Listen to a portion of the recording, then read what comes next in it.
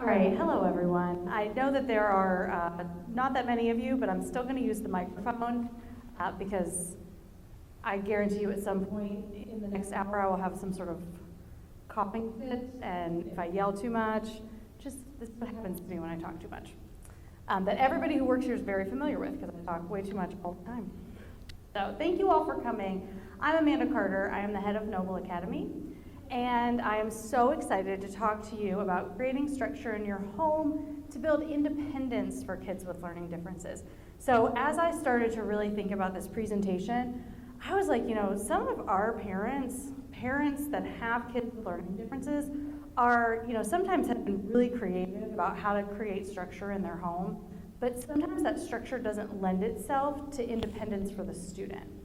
And the kid is really kind of living within some sort of structure that's not moving them towards their own independence. So I was thinking about that, and then just in general thinking about how to create structure and some of the things that we do and that we know are best practices for teaching our kids, and I'm going to refer to them as our kids because they're our kids. So why do I have any qualification to talk to you about this? Great question. Thank you for asking it.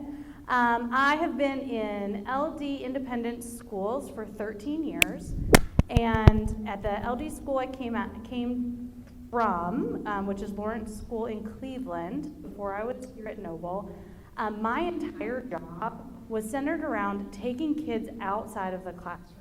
So I was not really involved in academics until I got here. I was involved in taking kids on service trips, on field trips, supporting sports teams, going places with kids, and really had my eyes opened to sometimes the way that they needed things explained in a different way that felt very intuitive to a typically developing person. So things as simple as being in a restaurant or being in a hotel, trying to navigate a map. Well, that's a thing that many people struggle with, not just our kids. But so I really had a lot of time in that job to think about how are we supporting kids in ways outside of academia that have learning differences. So that's kind of the other thing is I have spent 12, 13 years working with, as a volunteer, with collegiate women. So I have a lot of experience with 19, 20, 21-year-old women in college and what that experience is like for them, and knowing kind of what it feels like after high school, and why that's hard, not just for kids with learning differences, but for all kids. So I've really kind of tried to use both of these hats that I have and put them into this presentation. So my goal for today is I want to help you find opportunities to develop structure that allows your family to thrive, but also allow your child with a learning difference to learn independence and eventually leave your nest. That's not everybody's goal all the time, but I think that we all hope that.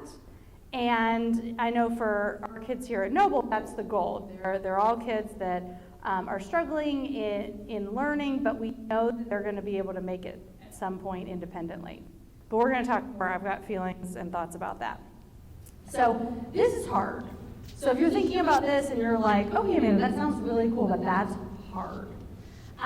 It is hard, and it's hard for kids with learning differences to learn how to be independent members of your household, independent members of your community, because they don't learn the way that everybody else does. And there's not a lot of structures or systems set up to teach kids how to do things that feel intuitive to a lot of people. A lot of what we learn, and I'm going to refer to life skills, a lot of what we learn in life skills is like we saw somebody do it and then we replicated it. That is typically not how our kids learn. They need a different type of instruction. The other reason that this is hard is because a lot of times parents will feel like, look, school is really hard for my kid. And school is my kid's job. So everything outside of school, I'm going to make as easy as possible for them. I'm not going to put the burden of housework, or I'm not going to put the burden of knowing their schedule or packing their bag or whatever it is. I'm not going to put that on them. And then what will happen, and I've seen it for 13 years, is that either the summer before 12th grade or the summer after 12th grade, parents say, oh no, they don't know how to do any of these things. And sometimes they come to us and say, why didn't you teach them to do their laundry? And we often say, well, we don't have a washing machine here, which is very challenging to teach people to do laundry. So there are many things that we don't teach in school, and I'll say this to our Noble parents, that we don't teach these skills at school because we've got a full school day teaching these kids how to read, executive function skills, and things like chemistry and calculus. So we don't necessarily, we can't take a pause in the school day. And it's a very popular thing to talk about. Schools should teach money management and things like that. And we do to some point. But also there's opportunities in everybody's day-to-day to kind of start incorporating their child into these things in your household that's going to be way more effective than us lecturing about it. So it's hard because it's easier to not have them do stuff. I should make a t-shirt that says that. It's hard because it's easier. But then it sneaks up on you and you're like, oh my gosh, my plan is for my kid to go to college, or my kid desperately wants an apartment, and I don't know if they have the skills. But I will implore you to give yourself some grace. If any of this sits with you, you're like, oh, I've messed up, because you haven't messed up. You're doing a fantastic job. Your kids are awesome. So it's just, I'm hoping to give you a chance to just think about things a little bit different. All right, so my general agenda is I want to talk about why independent life skills are essential, how our kids learn best, and then where those opportunities for structure and growth in your days are. But the first order of business is survival. And I totally 1000% recognize that. So as we're talking, you may say, okay, cool, but I've got 2 other kids in my home, one of them's an infant. So I totally recognize that everybody has to survive. You've got to do what you need to do to make sure your family continues to function. So again, I'm having a very no pressure approach to this. I don't want anyone to be like, oh, Amanda, you don't get it. You don't know what my house is like. And I don't. I only know what mine is like, and I only know what people have talked to me about. So, what does having responsibilities in the home bring? Number 1, it brings confidence. So kids need an opportunity to build confidence, and when you give them responsibilities at home and they have the structure to contribute to your household, they are going to feel confident. They're also going to feel like contributors. Ultimate goal here, right? We want contributing members of society. That has to start in your home. Your child has to contribute to your home to be a contributor to society. And then they contribute at school, then they contribute at church, they contribute at a community organization, they contribute on a sports team, but they have to have those responsibilities to learn how to be a contributor. And then ultimately independence. Responsibilities at home bring independence. So here are the big questions to ask yourself. What's the timeline for my child living alone?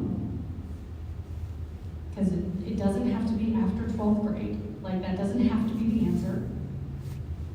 And how many of these life skills has your child already mastered? So I've given you a very big, I think this is my next slide. Oh, no, this slide. I've given you a really big list of life skills. It's not exhaustive because there's no way to quantify every skill your kid needs in life. But I think that I've given a lot there. But I've kind of broken it down here into 13. These are the 13 big ones that I feel like. So thinking about, and And again, we are going to talk about the structures that surround these and how to teach kids to do these things. But these are the 13 buckets I'm starting with. Waking up. So, can your kids wake themselves up, and what does that life skill feel like? Getting ready in the morning, and that includes breakfast. Having kids that can get themselves all the way to out the door, that includes food, is good. Knowing what the day's activities are, what to pack, and what to wear. Cleaning up after themselves and others, and I really enjoy adding the others, because that's the way the world works. And we run into it here all the time where we're like, hey, can you pick that up? And they're like, it's not mine. And we're like, yeah, but we're part of this community. So knowing how to clean up after themselves and being cool about helping others, packing, cooking, or ordering food. So at some point, they have to source their own food. Maybe they hunt it, I don't know, but they're gonna have to source it in some way at some point. They're gonna have to manage transportation. We're gonna talk about all of these in more detail. Personal health and safety. At some point, you can't protect your kid. At some point, they're gonna be independent in public spaces. They're gonna be, again, the goal is hopefully living alone. So how do you kind of build personal health and safety? Managing medication. This one, I feel like it's lost sometimes for parents because we spend a lot of time trying to get our kids' meds right, and not all your kids are on meds, but many of your kids might be. And should read from the back. And learning how to create that structure that allows your child to manage their own medication, because that is going to have to happen if that's part of what makes their life work. Technology, charging and upkeep. I'm not going to talk today about digital citizenship. I'm not going to talk about safety online. That's a whole other presentation. I'm talking about the physical management of technology. Managing money, right? That's going to have to happen. Interacting with strangers. This one's really fun. There's this weird moment where you're like, stranger danger. Oh, never mind, you need strangers. And trying to help your child understand how to differentiate between strangers we don't want to hang out with and strangers that are going to help us. Sleep. I could do a whole session on sleep that would just be me saying sleep's really important. Sleep. And then self-advocacy. We do teach self-advocacy here at Noble. That is a directly instructed skill, but I think it's important enough to put on a home structured planning list. Okay, so I want you all to do a quick self-inventory. You can look at the paper that I've given you, and I want you to think about which ones on this list is your kid doing by themselves? You feel like they're independently doing these things. And then you can also think about what are ones we're working on. I had a kid yesterday, I was asking about stuff that they did, and he was like, my mom is teaching me how to use the washing machine. So they're like in process of learning how to do laundry in the 10th grade.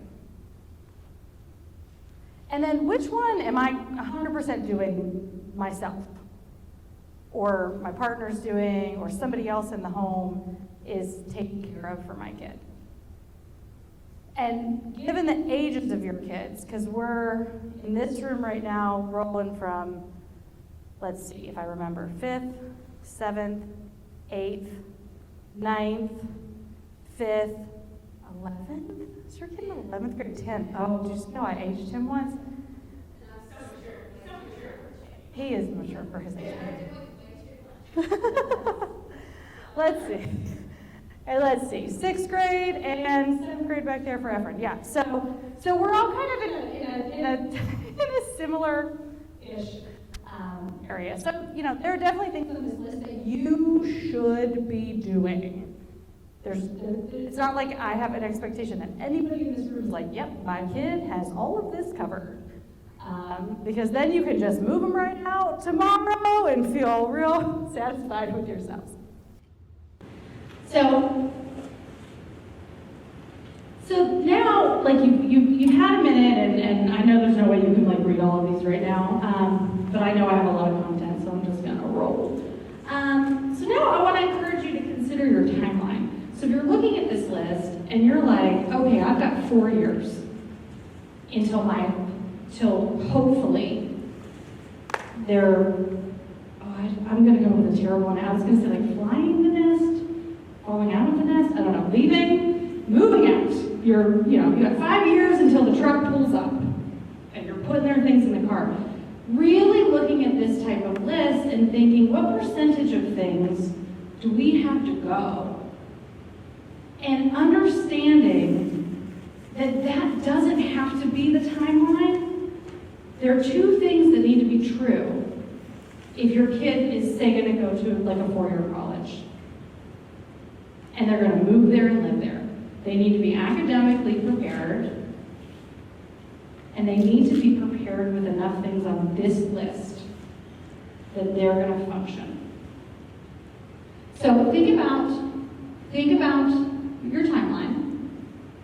So just because you graduated from high school, it doesn't mean you have to leave. Many of the children will believe that is true. They have to leave. And many of our kids will think, well, there's no chance, and I am never leaving. Your basement looks great. This PS5 was a fantastic Christmas present, thank you very much. And I shall participate in your home for a while. So neither one of those are like I have to leave and I'm never leaving. Neither one of these are great feelings for kids to have, so trying to kind of navigate that. And I'm going to talk a little bit more about this later, but like trying to learn too many things at once is too difficult for our kids. Kids with learning differences, they can't, the level, the quantity of learning that they can do in one moment is limited. We have to space out content. So I'm trying to turn your house into school. But we have to space it out. We have to be careful. And we can't say, all right, I've done all the things on this list for you, or we haven't introduced any of these things. So the summer before 12th grade, let's go. We're gonna do Mama Summer Camp, and we're learning how the oven works. That's not gonna work, because 10 weeks of that isn't gonna get them to a place where they feel confident, and they're gonna find success, and they're gonna be cool with it. So it's really thinking about working backwards. So how do we start incorporating these things with structure, with intention, that's ultimately moving us towards whatever the end goal is? And again, I'll be clear, the end goal doesn't have to be graduate from high school, exit my home. It can be. And maybe by the time you're there, you'll be like, no, man, it has to be. They have to leave. But just want us to think a little different. So here's a way to work backwards. So this is an example.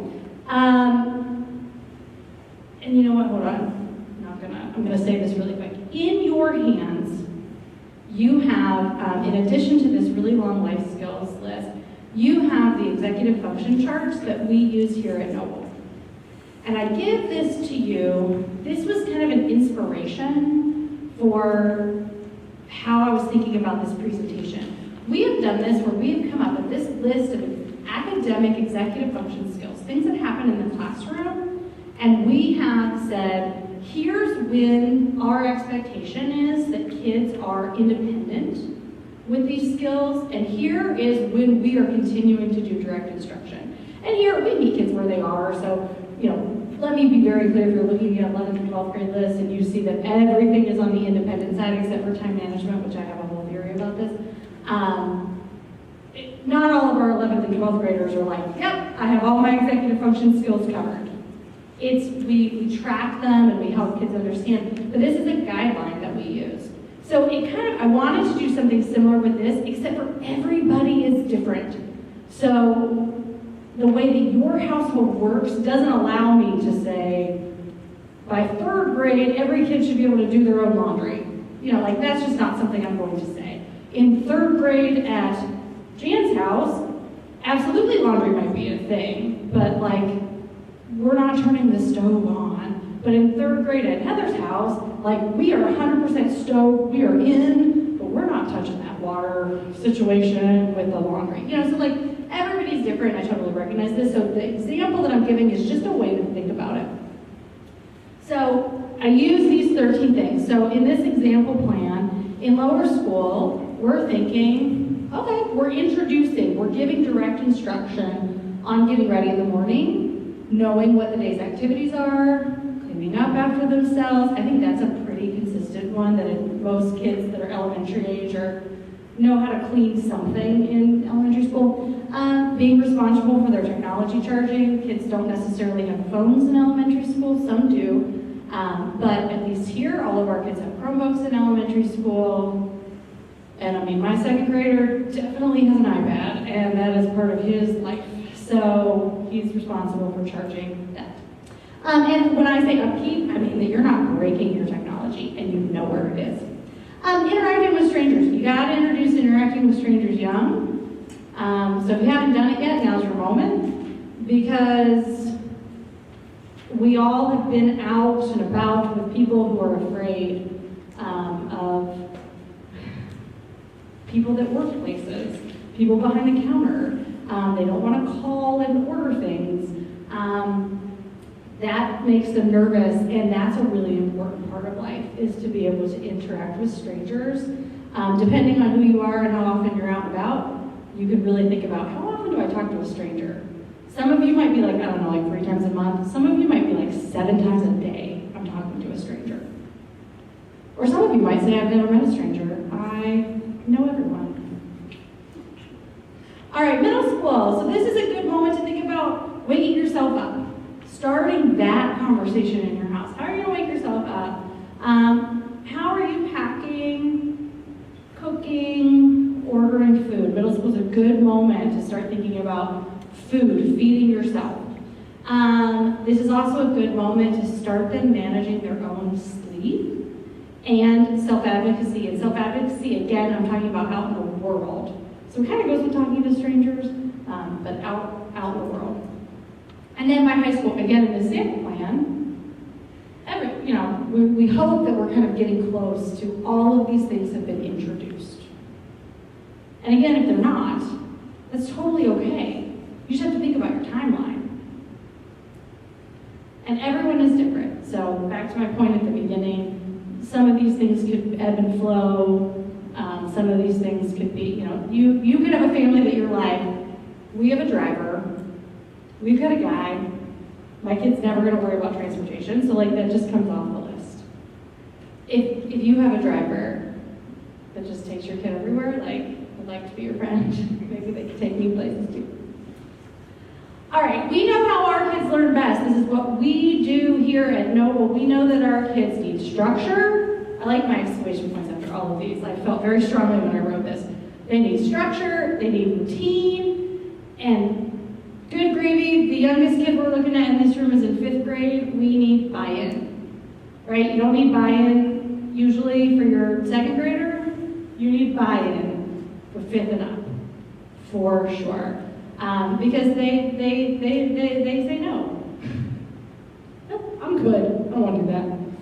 So you need buy-in. All right, so structure. So structure, the quality of being organized. This is the definition. I looked it up on the Google. So how do you create structure? One is specific expectations. So any of these things that we're talking about that you want kids to do at home, that you have some specific expectations for them, and I challenge you to really think about what's important and what you can let go. Because they're not going to do it like you.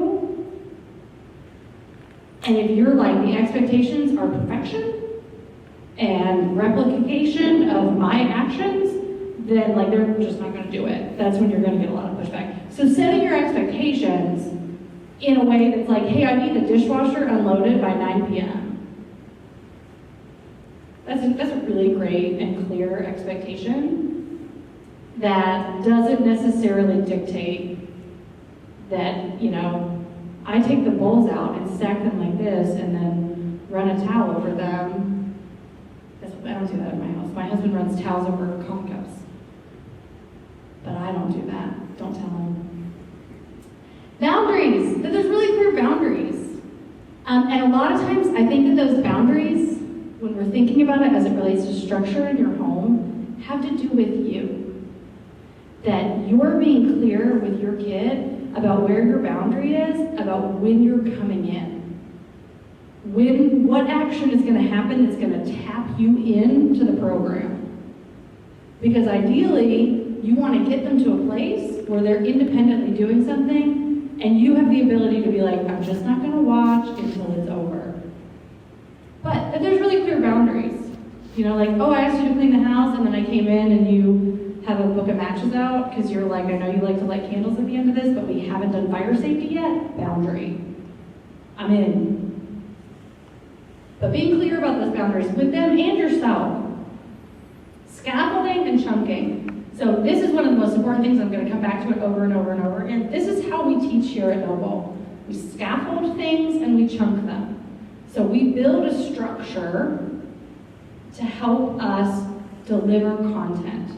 So that's scaffolding. So we give things in small bits. We build foundations. So as we're thinking about household items functioning in the household, thinking about what's the bottom layer? What's this bottom piece that I can put into place? And then the next time we talk about it, we're going to talk about the bottom piece and then the next piece. And I promise we'll talk about specifics with this. And then chunking is giving kids little pieces of a big project. So at Noble, if a kid has a project, we're not going to say, okay, here's your project, it's due in 2 weeks, good luck. We're like, here's your project, ultimate end goal, but here's step 1, and it's due tomorrow. And we pull it into these small pieces. They get bigger the older the kids get, but they come in little pieces. And there's really great moments to pull structure in your household into these chunked pieces. And then resources, and I'm going to refer to resources a whole bunch.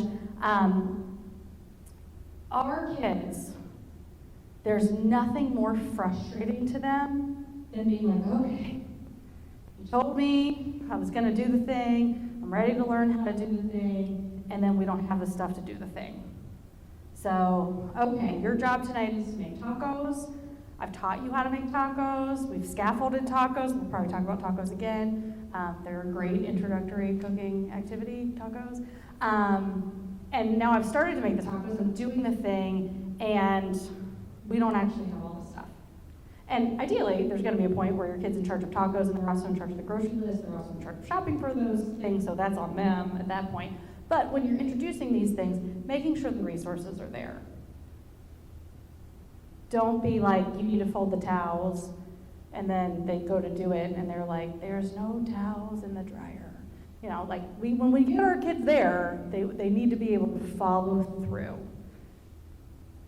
So routine. Routine, according to the Google, is a sequence of actions regularly followed. The biggest thing about routine is it creates muscle memory.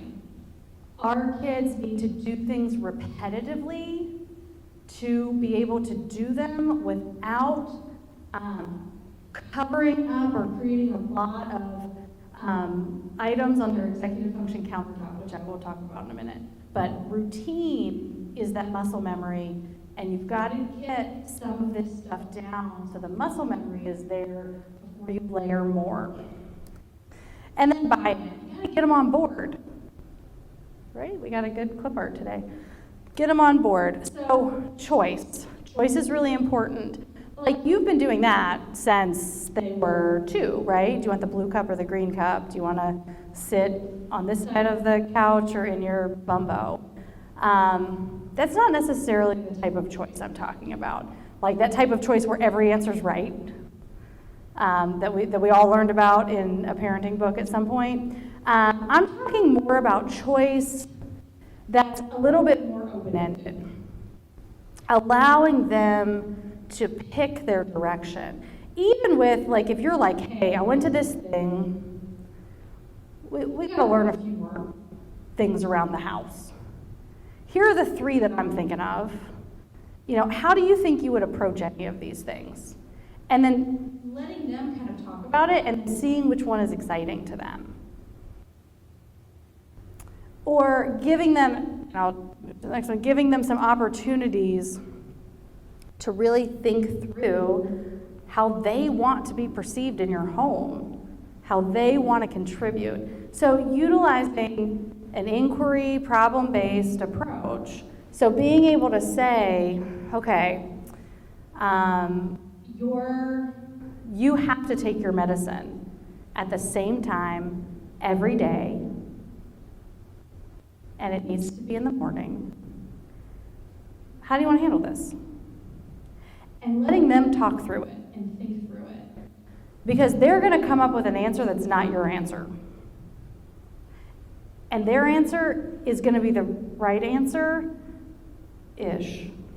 right? You got to start there. You got to give them, you got to make them feel like, okay, she trusted me. It's just like, they're just like adults. You know, they want to feel like you believe in them and that you think that what their idea is could work. Now, if their idea is terrible, which is I'm going to create a Rube Goldberg machine to deliver the pill to my mouth every morning before I wake up, then you can veto that. But if they're like, you know, I've got a plan to set the alarm in my room, and you're like, why wouldn't you just use your phone alarm? Then you let them try it. And you pay attention to it, you follow up on it, and if it doesn't work, you say, okay, this doesn't seem to be working, let's try again. So when you're using that problem-solving approach, it's all about setting the boundaries and then letting them brainstorm. So encouraging them to come up with more than one solution. So again, you need to take your medicine at the same time every day, and it has to be in the morning. What are some ways that we can do this? I need to hear 2 ideas.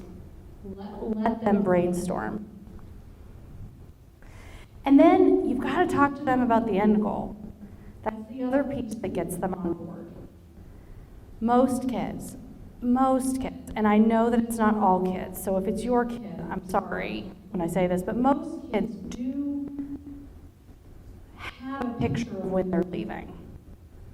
They do have an idea of what's next, and they want to. They just get really, really nervous about it. Our kids get really anxious about it. It's very, it was interesting for me, 13 years ago, my first year in an LD school, that I was like, when does the senioritis kick in? You know, when do these kids start doing the things I did when I was a senior? And really, we have senior anxiety that kicks in, typically, because they're like, things are going to change. And they get really anxious. So thinking about the end goal, though, the end goal is we're eventually leaving, so we need to have some of these skills. So if you've got a kid that's always talking about, when I'm out of here, and you're like, cool, then let's learn how to do these things so you can survive. All right, so I mentioned the executive function countertop. So we talk about the executive function countertop all the time. And I'm not sure if it's a technical term, but I use it as one. It's the way that we really think about the executive function center of kids' brains, particularly kids with learning differences. And if these photos give you anxiety, if they make your heart rate race a little bit, or if they make you want to like take a nap or walk away, or be sure someone else is going to handle that later. That's how our kids often feel about their brains. You know, when there's so much going on and it's messy and it's confusing and there's not a lot of logic to it, it's really hard. So what kind of creates too much on the countertop? So too many new things to remember. Delivering content, again, spaced and slow, paced appropriately for your kid. So too many new things on the countertop. Activities that are inherently difficult or unappealing. So some of our kids, just comorbidity shows them with dexterity issues. Or if you have a kid with dysgraphia, oftentimes they have a bit of a dexterity issue. So things like folding clothes. That's a skill, that's something that's going to be inherently difficult. So if that's a skill that you're working on, you need to know that their executive function countertop is going to be pretty cluttered. Or if they're doing a skill that's just unappealing, Cleaning toilets. There's a handful of people in the world that love it. I haven't met many of them. So like that's an unappealing skill to learn. So that's gonna clutter our ADHD kids' brain executive countertop. Because ADHD kids are very attracted to high interest activities, right? They hyper-focus on high interest activities. Haven't found a single one of them that's like cleaning that toilet, high interest activity. Activities with multiple steps. Cooking a full family meal. Multiple steps. So that's gonna really clutter a countertop. Lack of clarity. So I know I was told to do this, but I have absolutely no idea what to do. Or, she told me how to do that yesterday and I don't remember, right? Memory is challenging for our kids. So if I'm doing something that I know I've learned, but I don't quite remember how, that's gonna clutter our countertop. Sensory overload activities. Mowing the lawn, right? That's loud, that vibrates. So our sensory kids are gonna struggle with that. Our central auditory processing kids are gonna struggle with sensory things, with really loud activities, especially if they're trying to also take in information at the same time. Missing resources. That will blow up a kid's executive function countertop. So again, you've asked me to do something, and I'm not responsible for procuring the resources. That's gonna blow my countertop up. All right, so how do you clean up your countertop? And I wanna make this point, this is not an empty countertop, right? I scoured for a photo of a not empty countertop. It's not empty, because we are not emptying their countertop. We're not taking things off of their countertop. Like, they gotta do the things. So we don't want to take them away. We want to clean it up. So we clean up the countertop by giving them a small number of new activities or expectations. And I say expectations because we can teach them an activity, and you can be like, yep, that was good enough. And maybe you go behind them and fix it later. I encourage you not to, and just see if you can live with it. And then the next time you say, okay, this time we're actually going to separate the big spoons and the small spoons. That's a new expectation for today. So you can create those small number. Scaffolded instructions. Introductions. So you're not introducing the whole activity at once. You're introducing the bottom piece.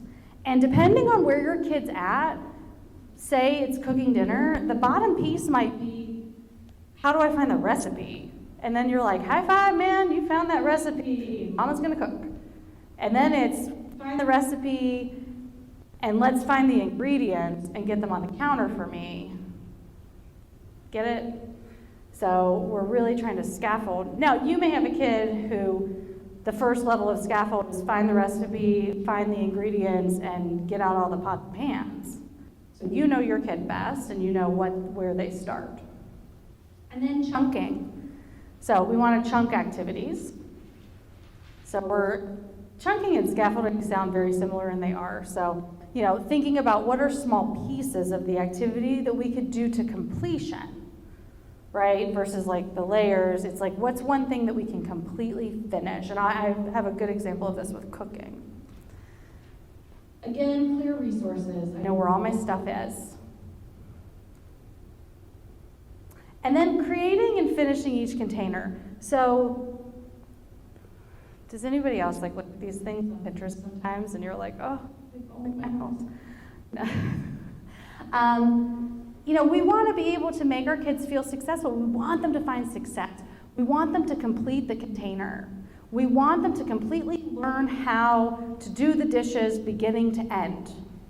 And then we can put the lid on that container, the muscle memory has been created, and we can consider what's next. It doesn't mean you have to do these things one at a time, because you don't have time for that if you ever want your kids to leave before, they're 50. But you want to really make points to them. They're like, hey, man, we did this. Like, you did all the after dinner dishes that got in the dishwasher, you put the soap in, you pushed the button, the dishwasher ran, the next morning you unloaded it. You did the full thing, container done, lid on. And you want to get there. And there's a lot of containers. There's a lot of containers. All right, we talk about there's minimum of 7 exposures to information. So our kids need to hear, see, touch, feel, believe in their heart something 7 times for it to be part of their actual life. So that's 7 moments of, I recommend mixing and matching these. You start with a problem-based inquiry approach. How do you want to approach this? Here are my boundaries, let's go. Then you give verbal explanations. Right? Kids can verbally process. Our kids can verbally process. Now, if you have a CAPD kid, you've got to really think about that. But having them hear it, as long as they can still hear your voice and they haven't hit the teenager tune out place yet, giving the verbal explanation, and then writing stuff down. Putting things in writing. It's not just to cover yourself at work anymore, friends. It's for helping your kids know what the directions are. Write it down. And then they need some hands-on supervised experience. I say supervised because some of these things, are like cooking or mowing the lawn, like they obviously need supervision, depending how old they are. So those are the 7 exposures for information. And the other piece that I didn't get on here was you want to review. So there's always going to be a moment to review. So we talk about interwoven review. So you're going to have a concept introduced, you're going to kind of nail it, and then we're going to move on to something else. But then we want to interweave the review back in. So if we've nailed dishes, and now we're moving on to cooking, you want to add some, you don't want to just be like, oh, they can take that dishes container out and reopen it and know exactly what to do. You want to be able to say, like, okay, now we're cooking.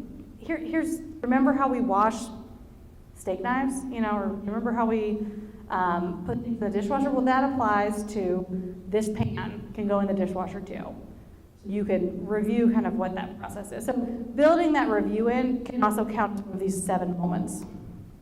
All right, so I did a little informal poll of our kids, which was very entertaining for me. So I asked the kids, like, what are your responsibilities at home? What do you feel confident in yourself and your ability to do at home? What do you take pride in that you do at home? Pet care, big one. I think almost every kid I talk to takes care of a pet in some way. I feed my cat, I do the litter box, I walk my dog, I clean out my bird's cage. That was one. I was like, you have a bird? So pet care seems very popular. General cleaning, and I'm going to tell you what, I heard this so consistently, I'm not actually going to talk about general cleaning today, because all of our kids seem to know how to general clean. Now, is it to their parents' standard? I am confident no.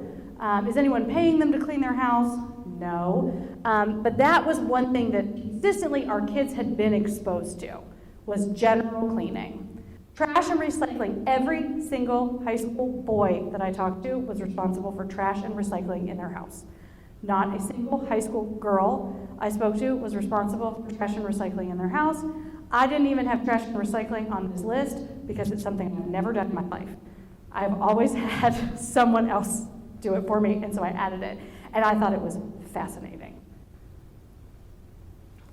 And I put mowing the lawn on here because I had one kid that was like, my job is mowing the lawn, and it is a kid that doesn't give a lot of expression. He doesn't do a lot of talking. And when he said, I mow the lawn, he got big and he got proud. And it was just like a really exciting moment. I was like, whoa, you mow the lawn? And he was like, yeah, it's my job. And like a lot of ownership there for him. Senior should feel that. But I put it on here because it moved me. But this was what I heard. Laundry. I also heard laundry. Lots of the older kids doing laundry. ninth and 10th grade kids, I heard a lot of my mom is teaching me how to use the washer. Didn't hear any middle school kids talking too much about laundry. So I thought it was interesting. Again, informal Amanda poll. All right, so we're going to move on to structure ideas. So I'm going to go through most of these things and just talk about ways to think about these buckets in your home. All right, but I'm going to start with general household structure because this is the key to everything. All right, the most important thing for our kids is there is a clear place for everything that's important and that they need regularly. That means backpack, shoes, technology, clothes, and a good way for you to figure out what these important things are what are the things everybody's always looking for. And if you've got things that people are looking for all the time, think about where they can be. And I would recommend that this be one of those problem-solving, inquiry-based discussion with your kid. Hey, I've noticed you can't seem to find your shoes. Where would you like your shoes to be? And then creating that place for shoes to be. And I will break this to everyone very gently. I don't know what your house is like, but I know many people who are not interested in this place being close to the door. Like they want that to be an entryway where people can be brought in to visit and we can display our lovely home. For our kids with learning differences, the more structure you can create at your front door, the better. Because you should think about the next place for your kid. It might be a dorm room. It's half the size of your entryway. So like that structure is going to be really close to that door. So like you want them to be able to walk in your door and do the stuff.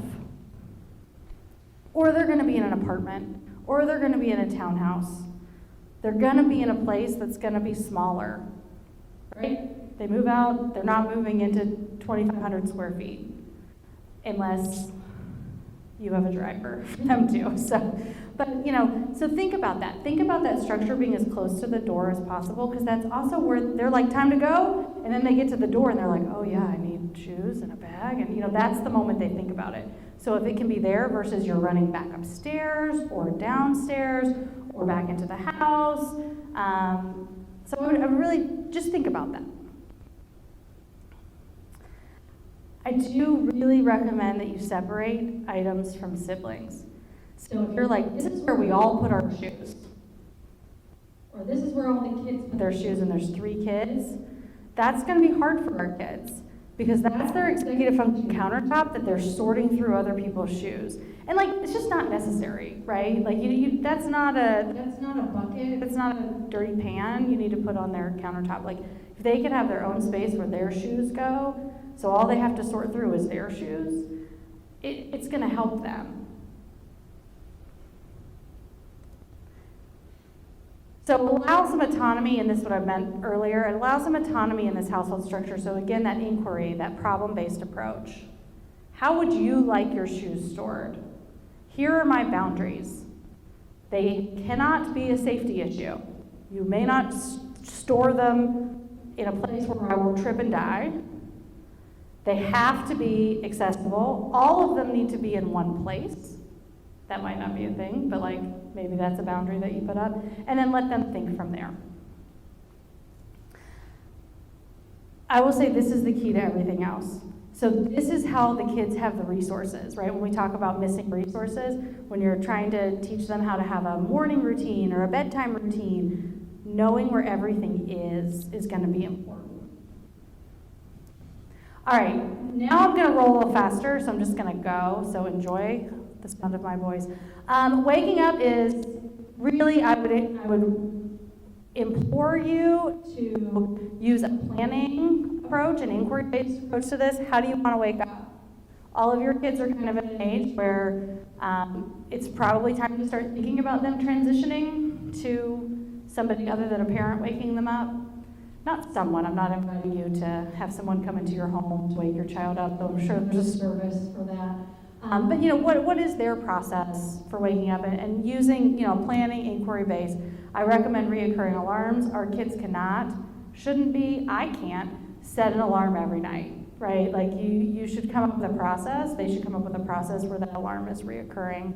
And then I like to talk about kids about incentive for getting out of bed. And not like you're giving them $1, but like there's something that they, when they're laying in bed, and they're like, oh, I don't want to wake up, especially when they're a teenager because they didn't get enough sleep and they're super duper tired. What's their incentive? What's the thing that they get excited about? Maybe it's, you're consistently stocking hot chocolate and they know how to make hot chocolate in the morning and they can have hot chocolate every morning when they wake up. Something that kind of draws them out of bed. That's not you yelling at them. Making threats. You're gonna miss the bus. You're gonna go to work with me. All right, getting ready. So checklists. Checklists are great to help create a routine, but the kid has to participate in the checklist. At this age, the checklist has to ideally come from the child. So a checklist to help create a routine. Because say there's 5 steps to getting ready, our kids will do 1, 2, 3, 4, 5, 1, 5, 4, 2, 3, 1, 27, 48, 30, like every day it'll be a different thing. And that's not a productive way to adult. So like there's a process and like let's just stick to it. And they write it, they create it, they're like, this is how I want to do it. But there's a checklist. It can be posted, it can be visual. They are not gonna remember it. So you've got to find those seven points of information for that. I always recommend clothes being in a structure that's logical to the child, not to you. So it might make sense to you that short sleeves and shorts are in one drawer and long shirts and pants are in one drawer, but the kid is like, I need all the shirts in one drawer and all the bottom pant area things in one drawer. Like, that's not a battle that you should fight. You should be like, this is how you're, no, it has to be organized. Again, you draw the boundaries, and then you roll with what is gonna work for them. And when it doesn't work, you can say, we tried that, and now let's try something else. What's a different way? Breakfast plan, kids need to eat in the morning. Most kids need to eat in the morning. Most of our kids really need to eat in the morning because many of them will take some medication that might make them not hungry later in the day. So getting some calories and some energy into our kids in the morning is important. So they need a plan. When there's 5 minutes until it's time to leave and you're like, did you eat? Their panic mode will start to flash and then you're in a meltdown, right? So you need a breakfast plan. They need accessible foods available to them that they know how to work with. Cereal, toaster oven, no, not toaster oven, waffles and a toaster, that's what I meant. Again, that's easily accessible. What is happening today? Visible calendar. So having a visible calendar in your house. Do I have the next thing? Oh, yes. But that calendar cannot be adult-driven all the time. How does your kid put stuff on the calendar? And how is that calendar what is accessible to the kid? So if you're using an electronic calendar, which is a great plan, right? Lots of people have access to it. Does your kid have access to it? Maybe they don't have a phone yet, but you and your partner use an electronic calendar so you know exactly what's happening in your kid's life.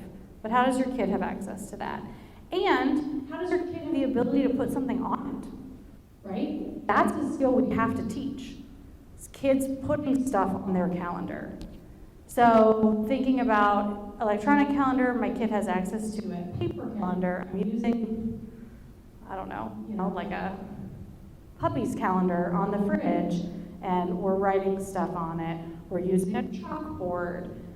Something that allows the child to be able to participate in the calendar, and the calendar isn't a structure happening to them, it's a structure they're participating in. I like to think about weather being visible and knowing what the acceptable boundaries are for temperatures. You don't need to fight with your kid about what they're wearing with weather.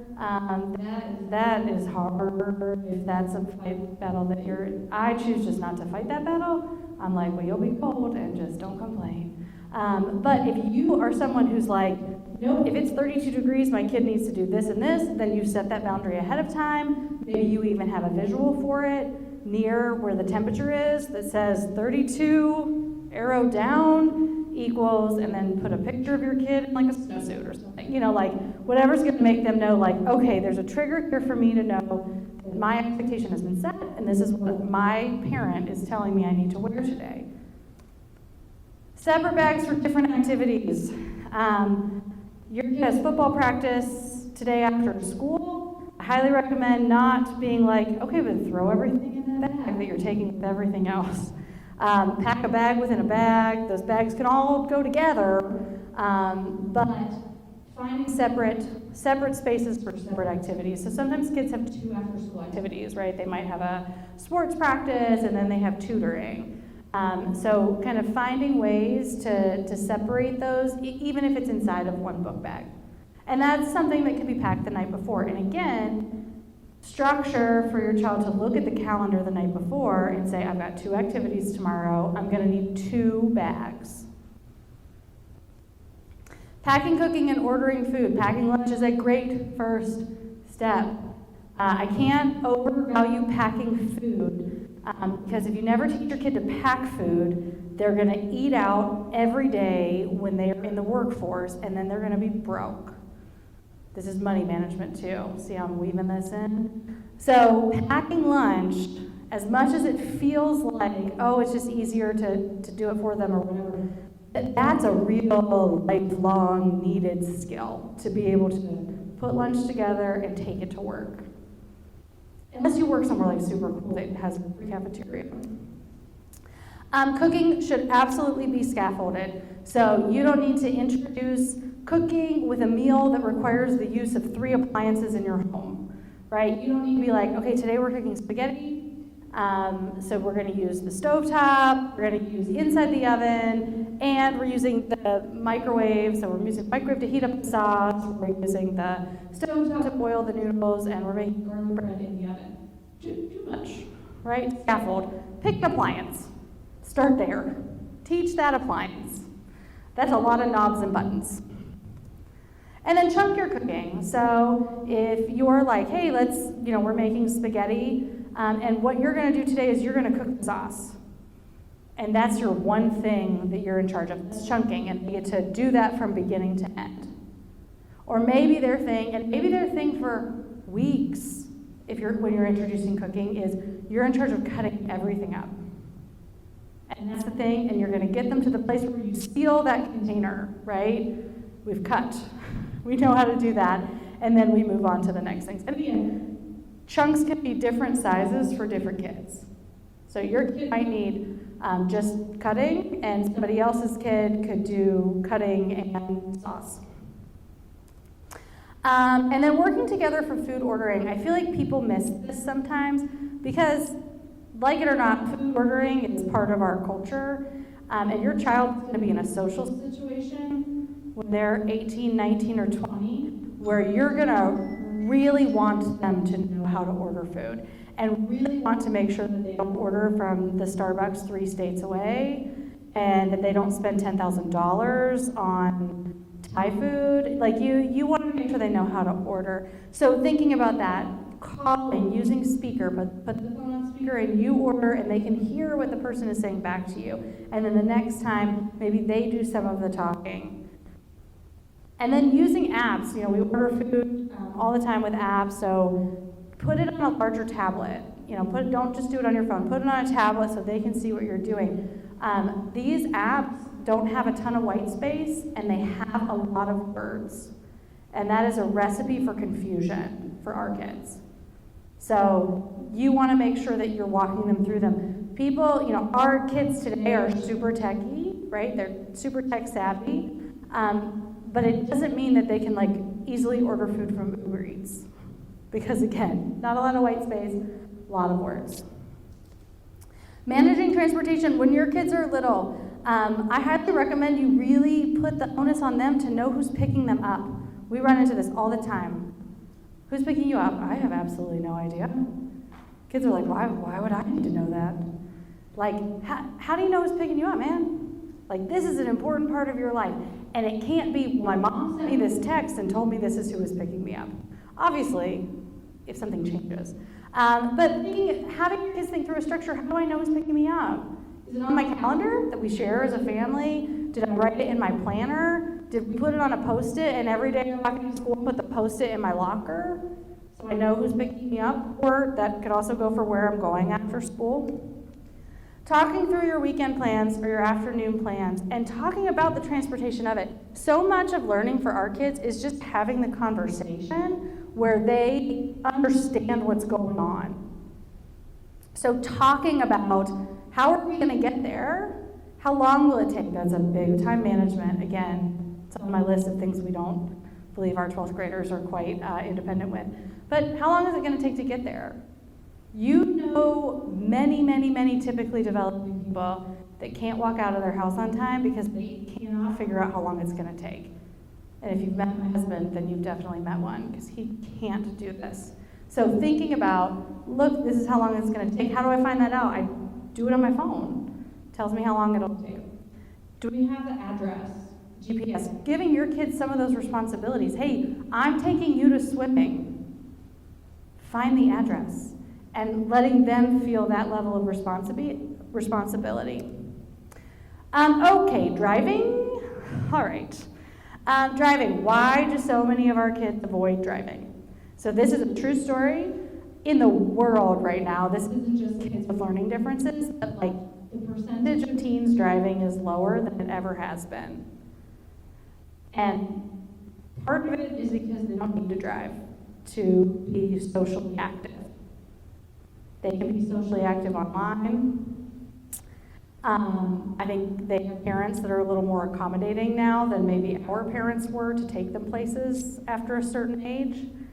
And our kids are really nervous about driving, and they're really nervous about knowing where they're going. That's a big one. So that's why I recommend introducing kind of the concept of GPS, following a GPS, getting an address and things early. Before it's like time for them to drive, because that's an anxiety piece that will prevent them from driving. And you want to make sure your kid's a safe driver, but like you probably want your kid to drive. That's a key to independence.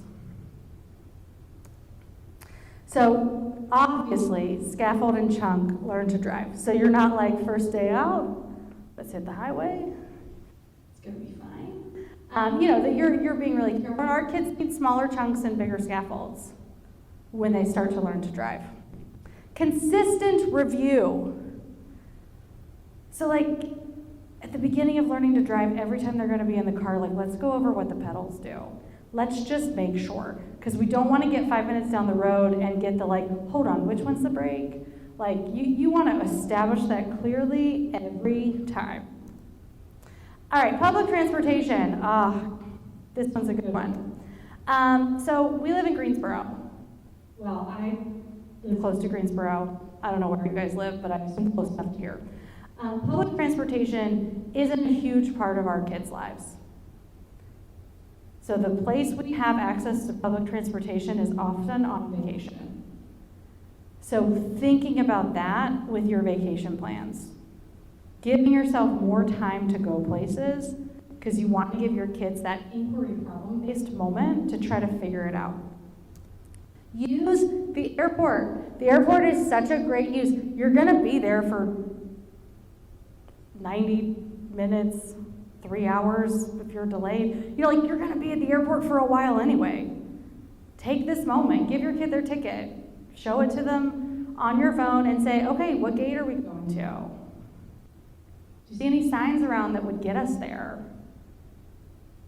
Where can we see if our flight's on time? Teaching them to read the big board at an airport, again, not a lot of white space and a lot of words. So without that direct instruction, they're going to be a little lost. I just had a conversation with a family whose child's going to college next year in Florida, and mom was like, I need to teach them how to get an airplane loan. And like, yeah, that's one of those things that like we miss sometimes, and then boom, it's on us. So we can use the time at the airport, and again, you have time typically at an airport. Buses, subways, and trains, they all work different everywhere you go. And that is really, really, really hard for our kids. You pay differently. The routes work differently. The maps work differently, right? Sometimes you're using an automated machine. Sometimes you talk to a real person. So just finding those opportunities to introduce them to as many different types of public transportation. Because you really don't know that 2 years after high school, your kid could be like, I got this internship in DC. You know, I'm living at home. I'm going to UNCG because I don't have all the life skills I have to live in a dorm by myself. And then they get this great opportunity, and they're going to go do an internship in DC, and they are going to have to ride the subway. That's a thing in DC, right? Cherie? Yep. Okay. Yep. They're going to have to ride the subway. So they need to at least be introduced to it. Now you're going to move them up there, and you're going to be like, well, let's figure out your route to work, and you're going to help them with that for sure. But that can't be the first time. It can't be the first time that they've independently thought about, how do I know where I'm going? What is the route I'm getting off? Or what's my stop? Personal health and safety. Hygiene. I added on the long list the word deodorant at the request of my middle school head. She was like, can you please just write the word deodorant just somewhere so people know it, right? So thinking about routines for hygiene. This is not everyone's routine. This is just an example of a routine. It's a very short routine. But again, it's the idea of like this and then that, and then it's consistent. Because there are many pieces to hygiene, and if you miss one, it's not great. And if you miss one every day, if you miss the same one every day, say brushing your teeth, like you're gonna actually have kind of like physical repercussions for that. So creating this routine. Same for a shower routine. And I say this because I run into parents all the time that feel really nervous about their kids independently bathing themselves at many ages, not just elementary school. And I really encourage a shower routine so like your kid knows what comes next in the shower. So then you don't have to ask those questions when they get out of the shower, where you're like, so did you wash your hair? How about those armpits? Do we get after those? You know, like you created the routine. And it can hang in your shower on a dry erase board, you know, something that's not gonna, don't put a piece of paper in your shower. Pro tip from Amanda. But like creating that shower routine. Under personal health and safety, basic first aid, also at the request of my middle school head, who indicates that we have lots of kids who like to walk around here bleeding with not a lot of thought about that. And then being like, oh yeah, no, it's just some blood, like it's cool. So like kids need to be able to know how to put pressure on a cut, clean a cut, put on their own Band-Aid. Nothing like having an 11th grade boy be like, hey, can you put a Band-Aid on my arm? And I mean, I always say yes, because like, they're just so cute, but like you gotta be able to put a Band-Aid on at some point by yourself. You're gonna live alone, you gotta put a Band-Aid on. And that can be a dexterity issue for our kids too. So finding those moments of practice, that's a muscle memory thing. That's basic first aid. I'm not talking about like life-saving first aid at this point, but like, you know, just how to not drip blood places. Crossing roads, understanding your surroundings. This is lots of prompts. This is a verbal. Did you see that car? Can you see that car? Do you see those people over there?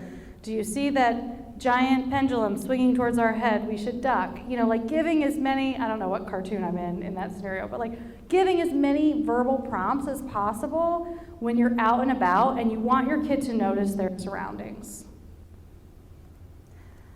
Physical fitness, personal health and safety. Physical fitness absolutely helps with mental and physical health, and this is something that has to be a routine for our kids to be able to do forever. Because that's the goal, right? Forever. You've got to create structure for physical fitness that's outside of structured sports. We have many kids who love structured sports and then don't know how to be physically fit outside of structured sports because they've been living their whole life with a coach telling them when to show up, what to wear, and what to do. So, finding lifelong physical activities to introduce your child to and creating that structure around walking, hiking, tennis, swimming, golf, pickleball, those types of things. And I say this as a former gymnast who learned no sport outside of gymnastics, and that is not a lifelong sport. It's very hard to try to transition from that type of sport. So if you've got a kid that enjoys sports, finding ways that they're getting a different type of sport and a different type of structure. If you have a kid who doesn't enjoy sports, working on the structure of walking, of hiking, of finding that physical fitness, because that's going to live with them forever. Managing medication. How does your child know what to take and when?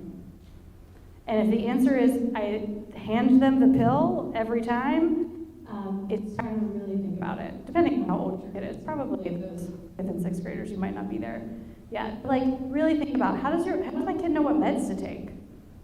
The number one reason that our kids are not successful in their first year of college is because they go off their meds.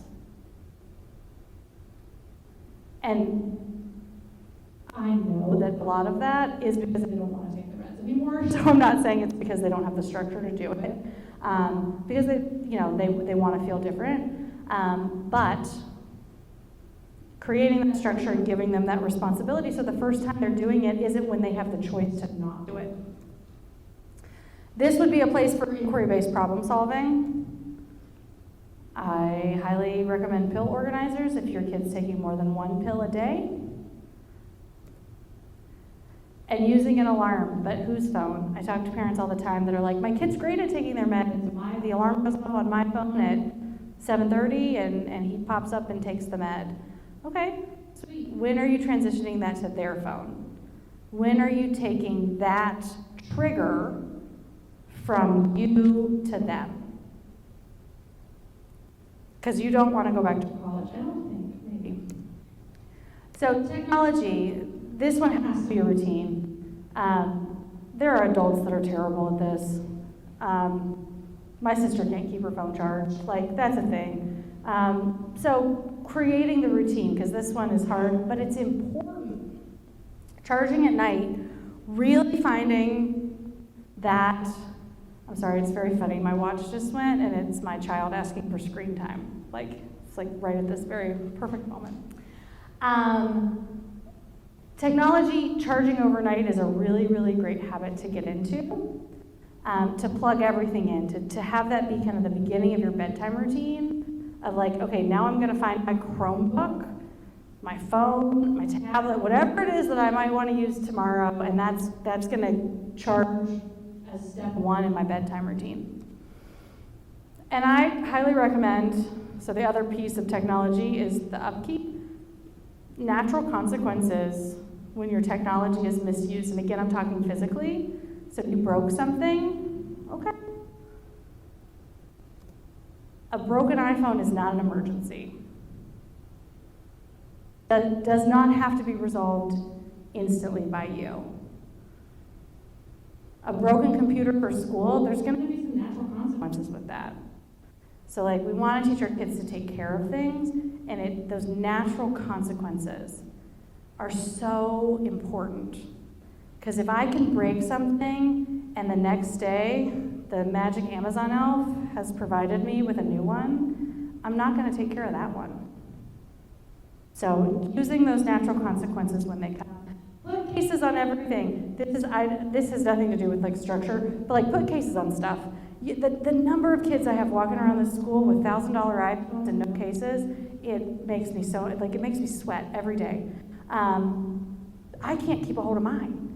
And I have a fully developed frontal lobe. So put cases on stuff. It'll just save you at the end. Oh, okay.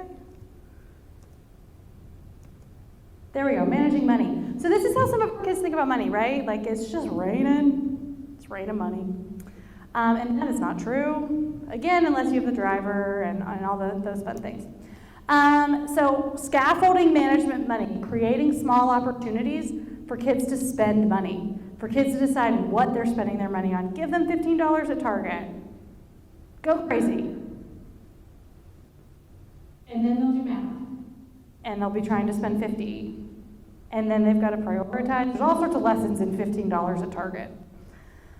$5 at a gas station. This is highly popular at my house because there's nothing more than my kid that wants to do than buy chips at a gas station. I have no idea why it's so appealing. $5 at a gas station, you got to do a lot of math on that. It's going to be a couple packs of gum, maybe a Pez dispenser. Like, you don't know what's coming home, and it's really fun for you. It's like dealer's choice. You don't know what you're going to get. Chunk it. We want to talk about budgets. Everybody wants to talk about budgets with kids. So let them work on one small piece of a family budget. Don't introduce a family budget. Don't give them the spreadsheet to start with. But having the conversation about this is what our grocery bill often is. How should we budget for groceries? And let that be their thing. How much gas are we using? Hey, you know what we're using gas on? Driving you around. So let's involve you in the gas budget. So chunk the budget. Or chunk their own budget. Right? They've got a job or they have an allowance. I think that might be my next one about allowances. So let's think about the one thing that you really want to spend your money on. Video games, right? I want to spend my money on video games. I want to buy that thing on Minecraft. So let's talk about this one part of your budget. I think allowances are great. I think that they give kids an opportunity to have a little bit of money and like they can tank with an allowance, right? I have no concept of this. My kid's we don't give him allowance money yet, so I'm like, if you give him $5 a week or whatever, and so at the end of the month they've got $20, like, they're not gonna, they blow it, right? They make a really dumb choice. They buy $20 in Doritos. And you're like, I got a grocery budget and I could have bought you a bag of Doritos. Like, what are you doing? Well, that's a lesson, and that's a safe way to fail with money, is with an allowance. The unsafe way to fail with money is when you say, sure, I will link my credit card to your iCloud account. And then $900 later, you're like, oh, we're gonna go. Right? So find these safe ways for them to fail. This one feels weird, but do they know how to use a credit card machine? You can tap a card, you can insert a card. At some point, you gotta teach your kid how to use a credit card machine, and that's one of those things that you would think, well, they've seen me do it how many times? They've seen me Apple Pay with my phone how many times? But until you actually give those instructions and directions to our kids, they're just gonna stand there and be like, do I just hand you my card, sir? Interacting with strangers. All right. In my opinion, there's a lot of important strangers, and this is a big one, is making appointments.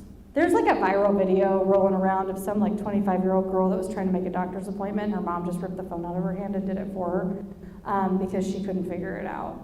Don't let that be your kid. Have them start making appointments. Or have them at least hear you making appointments, right? Put the appointment person, put the doctor's office on speaker. Let them hear you. Have a way that the relevant information is handy. Maybe it's saved in their phone.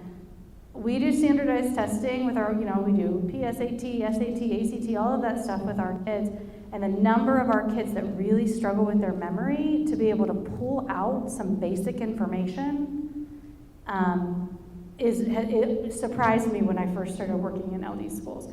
So your kid on the phone making a doctor's appointment is not going to be able to pull their address out of their head. They got to have it written down. They definitely are not pulling their social security number out of their head. Some of them will struggle to remember their birthday when the anxiety is high, there's a stranger on the other end of the phone and I'm trying to use things. So make sure their stuff's just accessible to them. It's written down somewhere. Ordering at a restaurant. If you've got kids that really struggle to talk to strangers, ordering at a restaurant is a great place to try. Practice ahead of time if you've got a nervous kid. Hey, what do you want? You want a cheeseburger and fries? Okay, how are you going to order that? Let them practice with you so they've got some muscle memory when the waitress comes. Don't jump in. Waitresses and waiters are great at asking questions. So if they don't understand what your kid's trying to do, just sit there and wait. You may feel uncomfortable.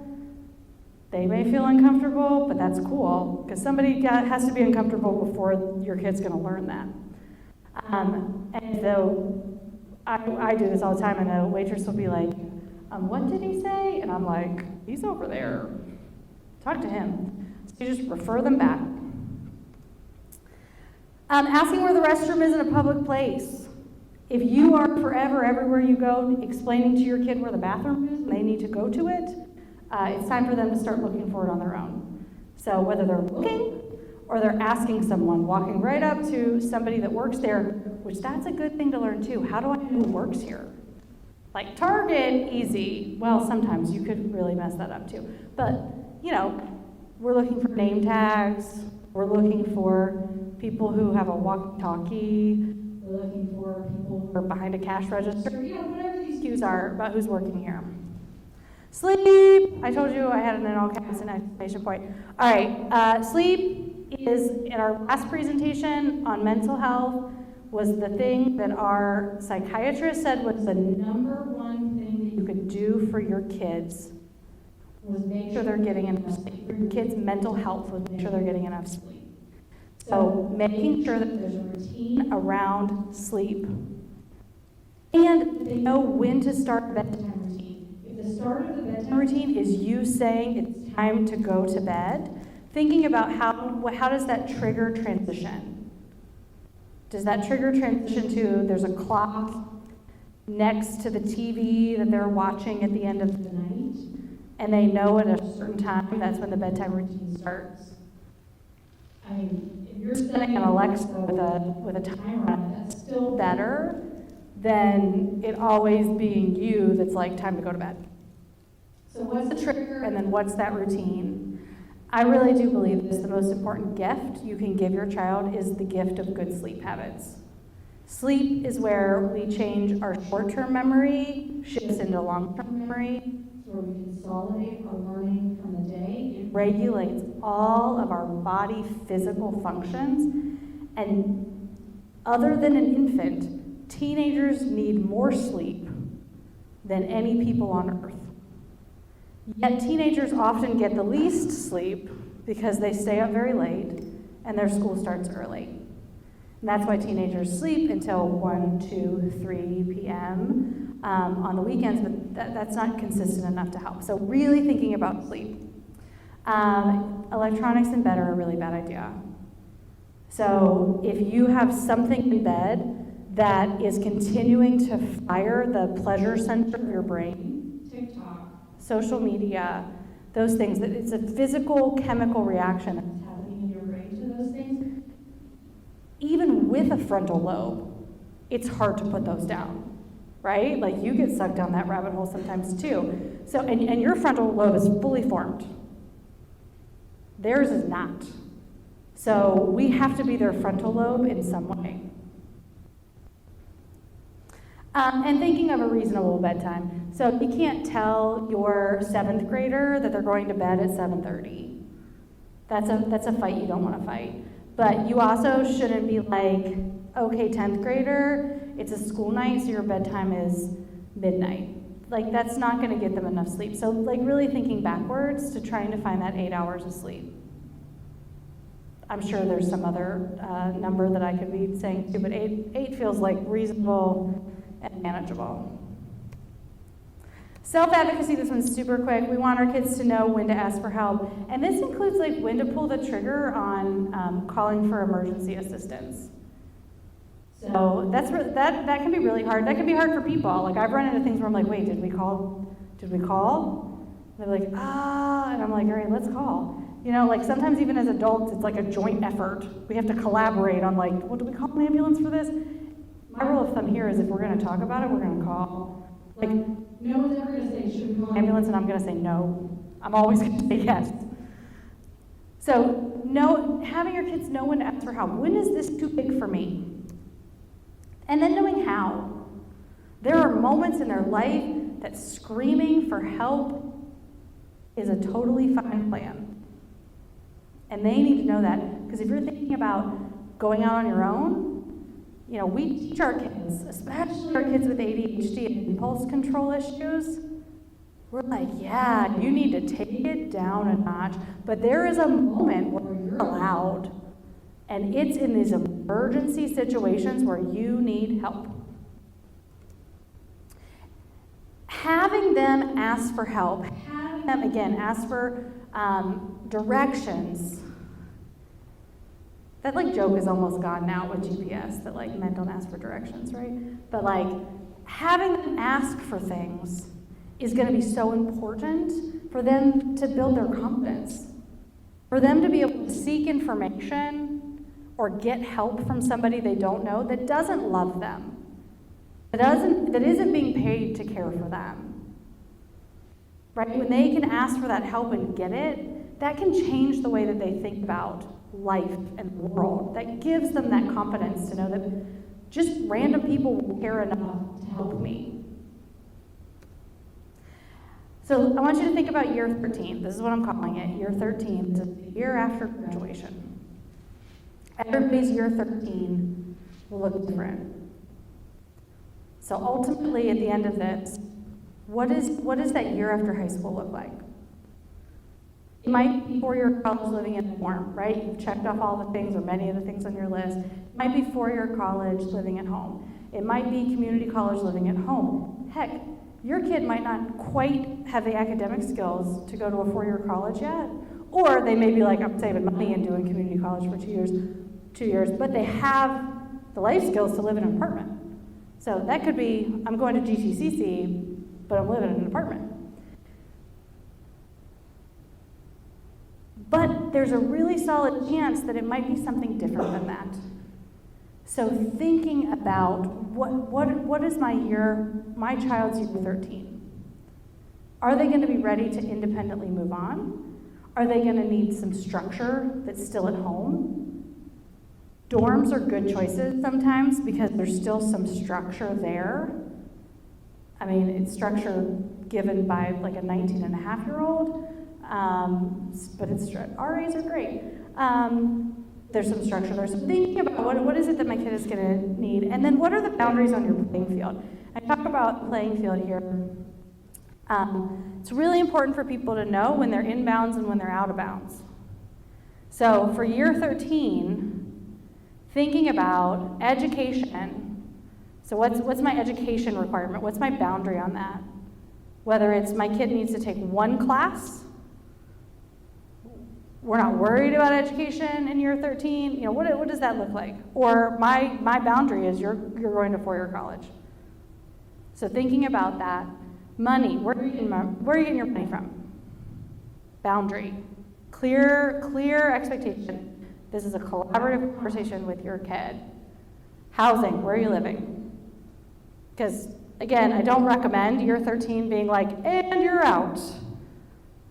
But that may be a circumstance of whatever's going on in your life, right? You may need to downsize. You're moving to Florida to take care of your mother. I mean, there's all sorts of reasons that all of a sudden you might not be the one providing housing for your kid in year 13. And then work.